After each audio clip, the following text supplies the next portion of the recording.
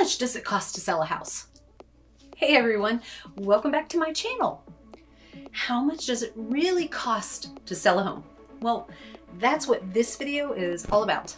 My name is Dana Weiss with eXp Realty here in Melbourne, Florida, and my channel is dedicated to creating videos for people interested in buying or selling real estate. If you're in the Melbourne area, contact me for all your real estate needs, and if you'd like help finding a top agent where you live because you're not in Melbourne, let me know that too. I'm always happy to help. So today's topic: how much does it cost to sell a home? Well, assuming you're going to hire a real estate agent, these are the typical expenses that you can expect to incur. You'll pay the commission to the real estate agents who are involved in the transaction. You will hire the seller's agent, and the buyers will hire the buyer's agent, although sometimes it can actually be the same agent. As the seller, you're agreeing to pay the agent's X% of the sales price as commissions. If the buyer uses a different agent, your agent basically pays the other agent out of the total percentage commission. The biggest thing to know is that your agent isn't keeping all that money.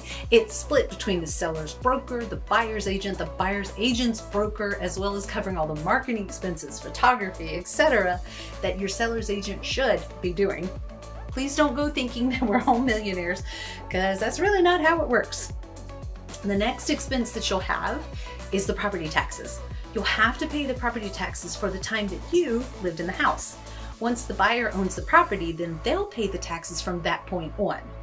Now, if you've already paid your taxes through the end of the year, then from the point where the buyer owns the home to the end of the year, you as the seller, you're actually going to get a rebate at the closing for those prepaid expenses. There are possibly some other prepaids as well, but your title representative or closing attorney will break down those costs for you so that you know exactly what each item is. And depending on what part of the country you're in, it's also really common for buyers to ask the seller for help covering a portion of their closing costs.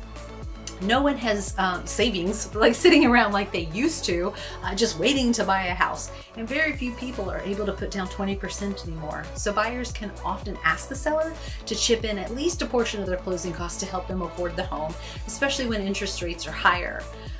They may also ask for a home warranty or a termite bond, or even both.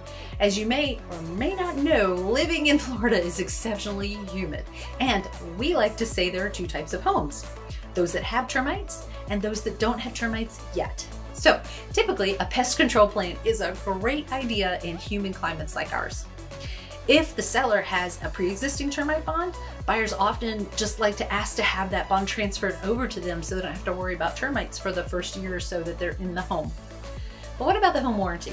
Well, depending on the home warranty company that's bought, it can cover things like appliances, but it can also cover big ticket items like pools, roofs, things like that.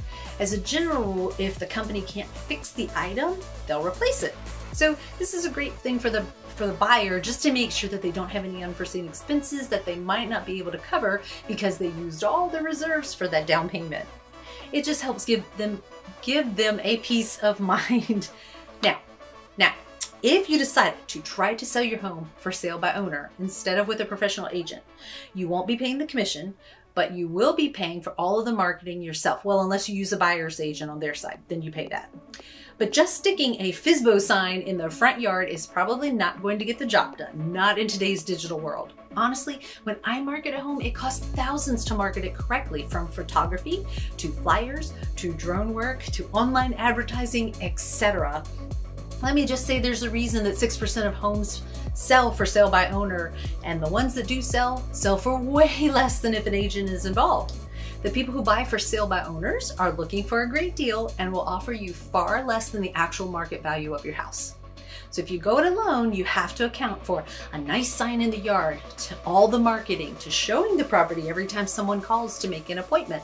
So the money that you save in commission, you're going to be incurring those costs in marketing, advertising, time, because you don't have an agent doing it for you. So now you know what types of costs you'll be looking at to sell a home. But do you know how much your home is worth? What the actual market value is. It's not enough to just say the house down the street sold for XYZ, because half the time the number might not even really be accurate. Your neighbor may walk by you and tell you, oh yeah, I sold it for 400,000 when the actual number is 380. And 20,000 makes a big difference, right? Sometimes people have a tendency to exaggerate just a little bit. Not to mention, you have to make sure there's an apples to apples comparison, an actual comparison, and not just because they're in the same neighborhood. Not all homes are alike, even in the same neighborhood.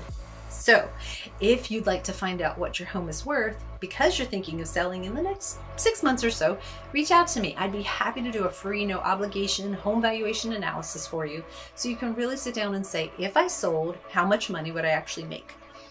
Then you can decide if it's worth it to sell now, or maybe you should wait a year or two. All right, thanks so much for watching. Remember, make the wise choice, and I hope to hear from you soon.